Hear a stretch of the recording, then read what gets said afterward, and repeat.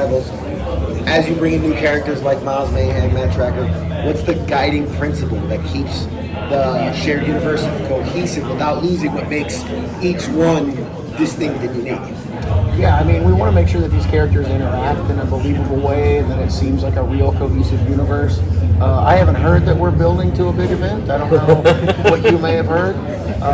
That's not a priority to us. The priority is making sure that these characters are the characters and that the world is solid and cohesive, and that anybody that's enjoying the books can read all the books or read the books individually. And maybe at some point there may be some kind of crossover, but I wouldn't expect it anytime soon.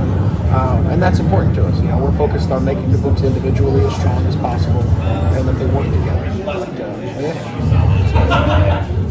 And what was it like being asked to join the G.I. Joe universe, or Transformers universe?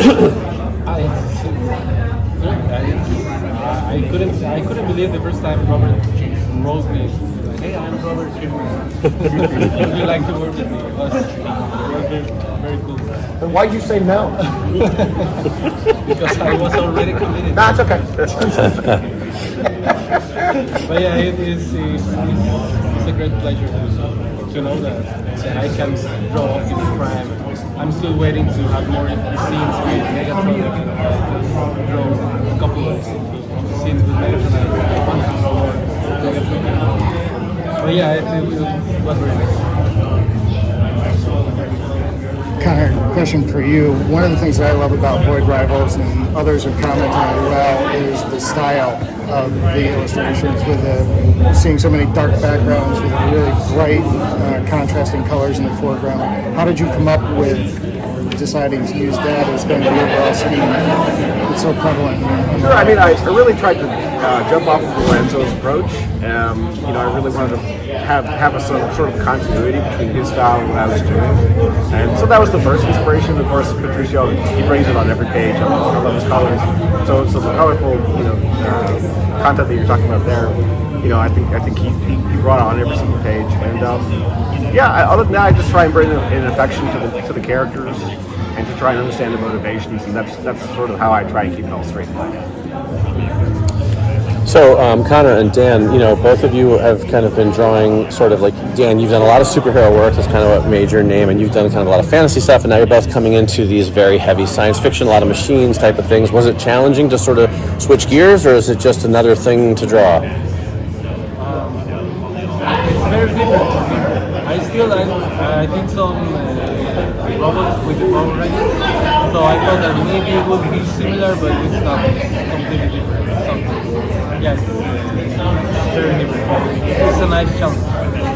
Yeah, I really I'm taking to the idea of like drawing all the hard surfaces. It's like it's a nice change of pace versus fantasy, and I'm learning. I think I'm learning as I'm going, and I'm sort of adapting to the various styles.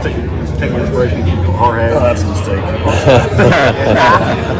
I mean, it's got its own challenge, and it's definitely. I've never really spent too much time drawing mechs before, drawing those kinds of characters, but I'm embracing it as much as I can. Cool.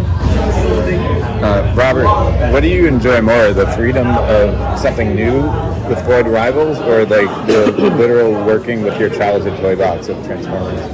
I think my career kind of points to working on something new, and the reason I chose to do Void Rivals when we started the Energon universe was because it was exciting to me to add things to this universe and bring new ideas and kind of make them mesh with the existing G.I. Joe and Transformers characters. That's really the drive of my whole career. All that said, I haven't worked on like fan service, characters that I loved as a child since I worked at Marvel, which I only ever worked at Marvel for 4 years, over a decade ago. And so to be back doing that with Transformers, it's very difficult and it can be tedious. Like, I'm spending a lot of time on wikis and like rewatching episodes on YouTube and making sure that I get the voices right for the characters. But it's kind of rewarding to like put that effort in and then like see somebody do a review where it's like, oh my gosh, the voices are so distinct, and it's like I put some hours into painstakingly watching Transformers cartoons, which is such a hard job. I have an assistant that's in an office next to mine, and sometimes I'm like, he just thinks I watch Transformers all day sometimes, which is pretty fun. But yeah, it's nice being able to do both right now. When readers look back at this kind of phase that we're in Energon, what do you hope that they recognize as the turning point moment for this universe? Gosh, I don't know. I mean, I hope that they see that it is like growing and evolving and hopefully improving. I think that as its complexity expands, that readers will see the efforts put in to make sure that everything holds together. And I think that the universe as a whole is like a really rewarding experience if you're reading all the different books. I think that being able to integrate more of the G.I. Joe stuff into Boy Rivals with Pythona showing up is showing like just how entangled the universe will be. And as we move on, G.I. Joe will become a little bit more active in the Transformers world and vice versa. And I think in a year or two you'll see, not necessarily saying it's an event, but like you'll see more connections where, for a while it has been Boy Rivals is out in space and Transformers are doing this on Earth and G.I. Joe are doing this, and there is like some separation. And I want it to be that thing where, Spider-Man's swinging through the city and Daredevil's on a roof and you're just like, yeah, okay, Daredevil's over there doing that thing. And when we get to that sweet spot, I think it'll be really rewarding for everybody. Robert, you started out, or you're most known in your career for all your superhero stuff, like through Image and then Small and Walking Out. Why did you, then you kicked off Boy Rivals, why did you decide to start writing or Transformers again? I love the characters, and when it was clear that I couldn't talk Daniel into staying on the book, it started like creeping into. I was like, do I have time? Like, can I devote the time needed to it? Like will I enjoy it? Because like I say, I haven't done non-creator work in so long, so I was very much on the fence. And then when Abernathy was like, "Hey, we've got Dan Mora, and he's going to be drawing 25," I was like, "Okay, I'm in," which is great. And I do need to thank you for that because I'm having the time of my life. I'm really enjoying it, and it was the thing that kind of pushed me over the edge of okay. And I was like, I could do a little bit with Jorge Corona. That's not worth it. That's what I'm getting from this. Yeah, it was like the guy before, I don't know, but Dan, going. But anyway, so yeah, it was he's really the guy that pushed me over the edge and made me take it.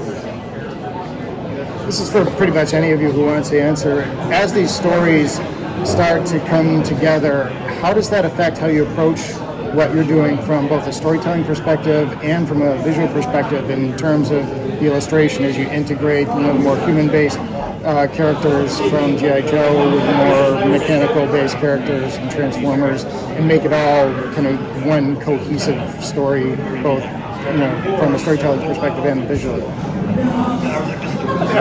Let's say you might take inspiration from everything that's come before, and as soon as say characters when Pythona came into Boy Rivals, I was definitely looking at where Pythona had been and sort of taking inspiration from that. And then also you got to do your own thing. You got to make the character your own in that sense. So I think it helps that also the original characters of all these stories are coming from. And it might be just because it was the era of cartoons around that time, but they also almost already feel like they're part of a cohesive universe.